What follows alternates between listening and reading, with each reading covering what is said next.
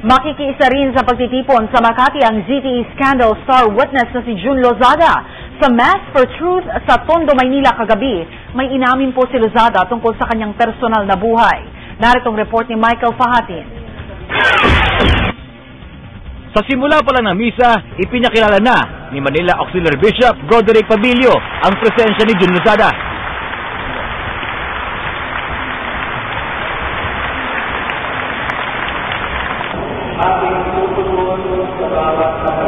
Naging bahagi pa si June Lozada sa misa bilang lector. Taimtim ang selebrasyon ng misa.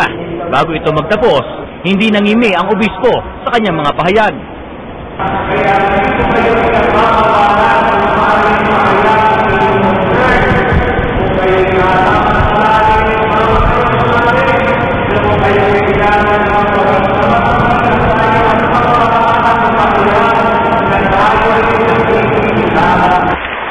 Binigyan din ng pagkakataon na magsalita si June ukol sa mga kumakalat na text message na kanyang umano'y relasyon sa ibang babae bukod sa kanyang asawa.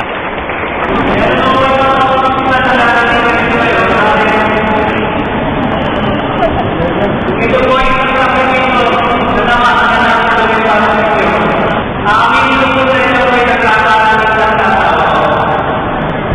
Sana po mapakawan ninyo ito.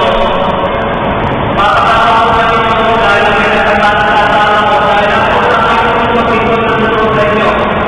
Sabihin ko sa inyo sa tumahan, kapit po yun ito pinagamit na nila sa akin. Ito po pa mga pagkakilig sa kapakawan sa inyo.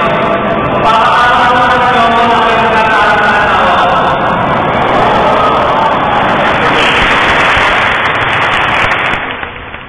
Pero matapos ang kanyang maraming nakasabi, ay binuwelta na naman niya ang gobyerno na anya'y nasa likod ng paninira sa kanyang pangalan. Sana po ang nakatulungan sa inyo.